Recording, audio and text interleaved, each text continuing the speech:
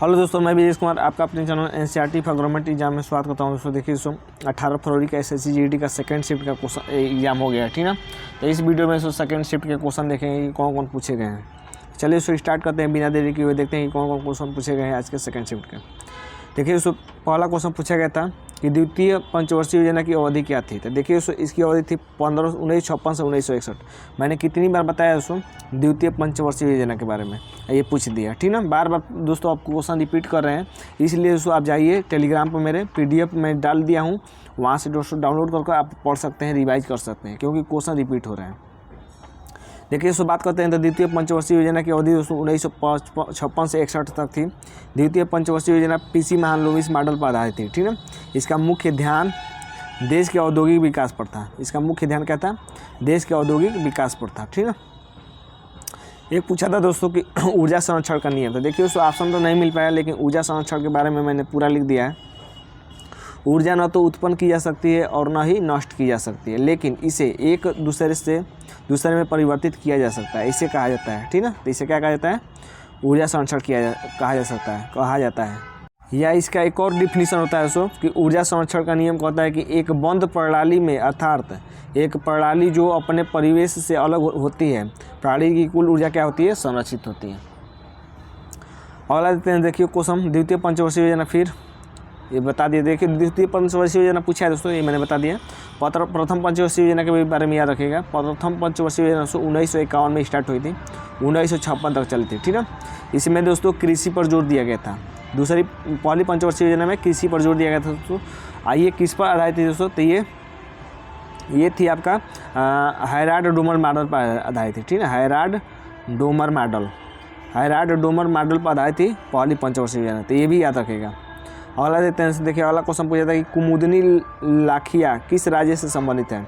देखिए दोस्तों कुमुदनी लाखिया अहमदाबाद और गुजरात से संबंधित है, ठीक है। अहमदाबाद और गुजरात से संबंधित है दोस्तों कुमुदनी लाखिया।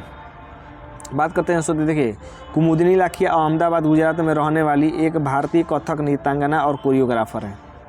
इन्होंने 1967 में Kadamb school of dance and music की स्थापना की, जो भारतीय नृत्य संगीत की एक संस्थान है। अगला देते हैं, अगला क्वेश्चन पूछा था दोस्तों कि प्रसिद्ध नर्तक युगल कमलिनी अस्थाना और नलिनी अस्थाना कौन से राज्य से है। तो देखिए दोस्तों कमलिनी अस्थाना और नलिनी अस्थाना की बात कर लेते हैं दोस्तों, तो ये उत्तर प्रदेश से है। किस राज्य से है? उत्तर प्रदेश से, ठीक ना। देखिए दोस्तों कमलिनी अस्थाना और नलिनी अस्थाना उत्तर प्रदेश के आगरा की बहनों की जोड़ी है, जो कथक की बनारस घराने शैली के अपने शानदार प्रदर्शन के लिए जानी जाती है। देखिए दोस्तों ये है कि उन्हें भारत और विदेशों में कथक की बनारस घराना शैली को लोकप्रिय बनाने में उनके योगदान के लिए भी जाना जाता है। अगला देते हैं, अगला क्वेश्चन देखिए दोस्तों पूछा था कि निम्नलिखित में से कौन वर्तमान में रक्षा सचिव है। तो देखिए दोस्तों रक्षा सचिव वर्तमान में रक्षा सचिव राजेश कुमार सिंह है, ठीक ना। राजेश कुमार सिंह है रक्षा सचिव। अगला क्वेश्चन पूछा था दोस्तों कि सूक्ष्म लघु और मध्यम उद्यम मंत्रालय के मंत्री कौन है। तो ये दोस्तों जीतन राम मांझी है।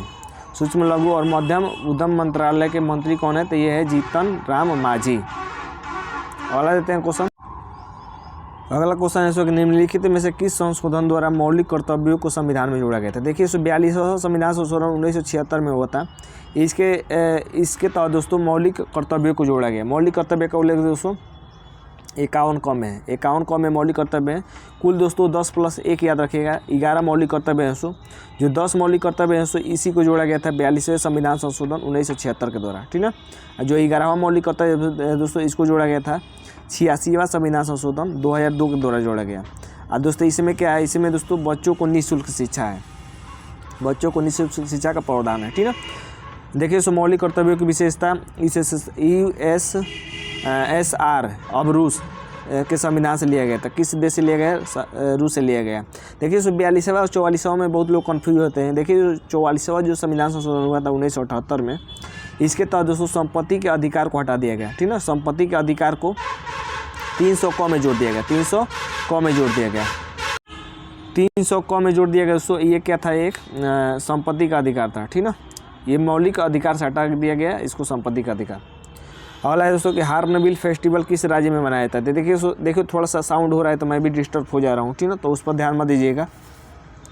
मेरे गाड़ी जहाँ चलती है वहाँ भर रहते हैं, यहाँ डिस्टर्ब थोड़ा हो जाता है। तो हॉर्नबिल फेस्टिवल किस राज्य में मनाया जाता है? देखिए फेस्टिवल हर शिफ्ट में एक क्वेश्चन पूछ रहा है, तो याद रखिएगा नागालैंड में दोस्तों हॉर्नबिल फेस्टिवल मनाया जाता है। हॉर्नबिल फेस्टिवल दोस्तों हर साल 1 से 10 दिसंबर तक पूर्वोत्तर भारत के नागालैंड में मनाया जाता है, ठीक ना। इसे दोस्तों त्योहारों का त्यौहार भी कहा जाता है। महत्व नागा विरासत और परंपराओं की समृद्धि को संरक्षित करने, बनाए रखने और बढ़ावा देने के लिए मनाया जाता है। देखिए अगला क्वेश्चन पूछा था दोस्तों कि लौह युग का समय काल क्या था। देखिए अब इससे हिस्ट्री से भी क्वेश्चन आने लगे हैं, तो थोड़ा देख लीजिएगा। लौह युग, मध्य पाषाण काल, पूरा पाषाण काल, इसको जरूर देख लीजिएगा, ठीक ना। तो लौह युग का समय काल याद रखिए दोस्तों 1200 BC से 200 BC हो जाएगा इसका आंसर, ठीक ना। पहली बार जनगणना कब हुई थी? तो देखिए पहली बार जनगणना 1872 में हुई थी, लॉर्ड मेयो के समय। लॉर्ड मेयो के समय 1872 में हुई। अब पूरी 10वीं जनगणना कब स्टार्ट हुई दोस्तों? तो देखिए 10वीं जनगणना दोस्तों 1881 से स्टार्ट हुई, ठीक ना। लॉर्ड रिपन के समय, लॉर्ड रिपन के समय स्टार्ट हुई, ये याद रखिएगा। अगला देते हैं दोस्तों, अगला है तो ये थे दोस्तों हमारे फर्स्ट सेकेंड शिफ्ट के क्वेश्चन दोस्तों 18 फरवरी के। तो उम्मीद करते हैं दोस्तों कि वीडियो अच्छा लगा है। वीडियो अच्छा लगा है तो चैनल को लाइक सब्सक्राइब जरूर करिएगा, ठीक ना। तो आज के लिए बस इतना ही दोस्तों, धन्यवाद दोस्तों।